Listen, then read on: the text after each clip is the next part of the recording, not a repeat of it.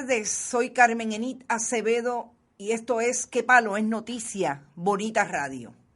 Les pedí 15 minutos adicionales porque estando ya más o menos lista para hacer el análisis de hoy, martes 3 de septiembre del 2019, me enviaron lo que me parece que era urgente tener para hablar con ustedes sobre la vista de hoy en el caso de Jensen Medina Cardona, el joven de 34 años acusado de asesinar el pasado 18 de agosto a Arelis Mercado Ortiz.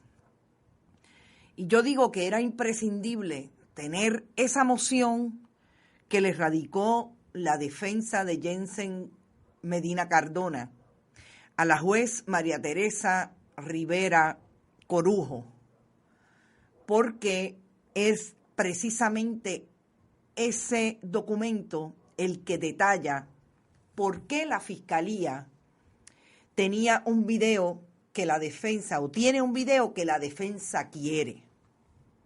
Y como ustedes comprenderán, lo más difícil en un caso criminal es precisamente ventear públicamente las defensas de uno y las informaciones de otros en el caso de la Fiscalía. Yo, antes de empezar a hacer lo que entiendo es un análisis a partir del documento, yo me había preparado para hacer un análisis a partir de las informaciones que había obtenido cuando nos dimos cuenta esta mañana que el detalle que iba a haber en esa vista era ese pedido de información que no necesariamente la Fiscalía tenía que entregar. Y es un asunto puramente de procedimiento y de lo que se llaman las reglas de evidencia en los diferentes procesos judiciales. Y son fundamentales en el caso criminal. ¿Por qué? Porque estamos hablando, y en este caso más, que el acusado está detenido. Estamos hablando de la vida, por un lado, de una persona que muere a manos de otra, y por otro lado, de los derechos que tiene una persona que está acusada de delito y que lo mantienen detenido.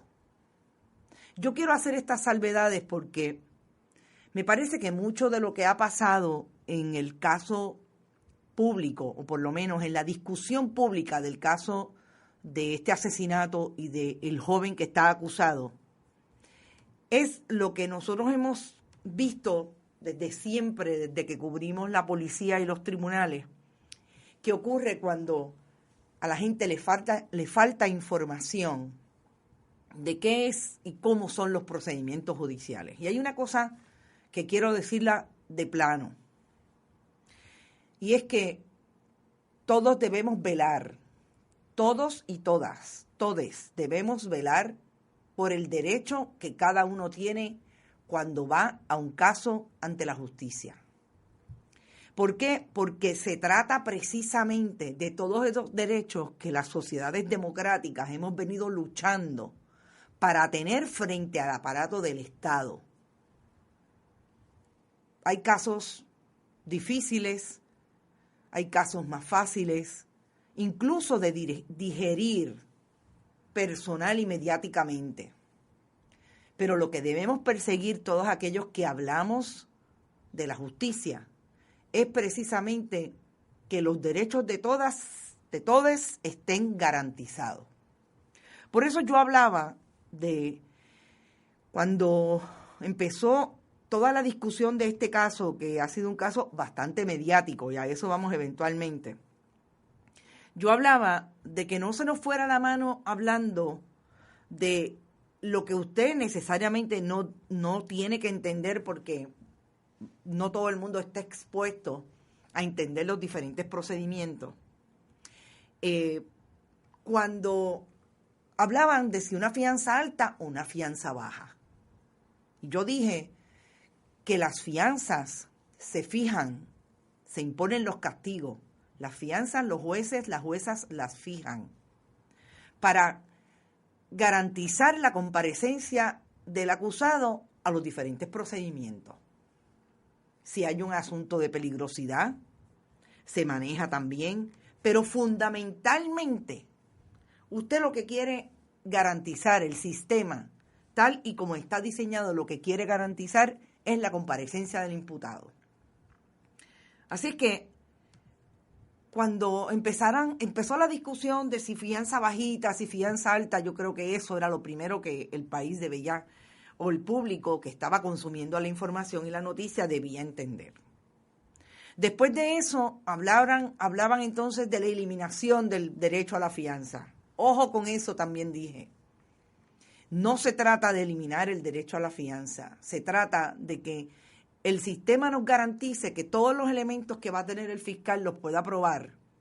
Todos esos en una vista de arresto para decir que esta persona no va a comparecer, que eso es lo que ese juez o esa jueza debería estar mirando.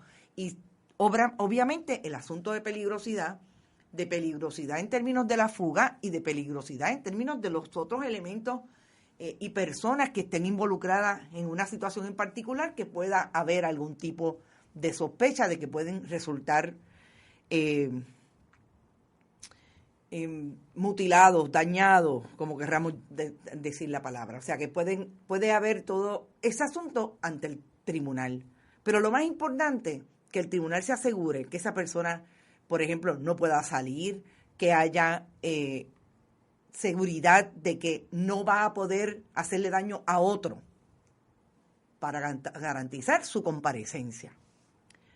Dicho eso, ¿qué pasó? Obviamente, aquí hay dos abogados.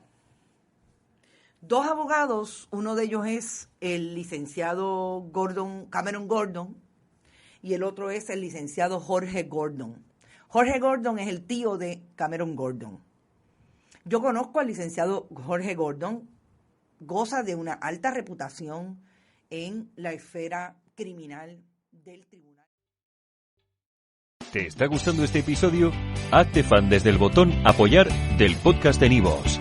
Elige tu aportación y podrás escuchar este y el resto de sus episodios extra. Además, ayudarás a su productor a seguir creando contenido con la misma pasión y dedicación.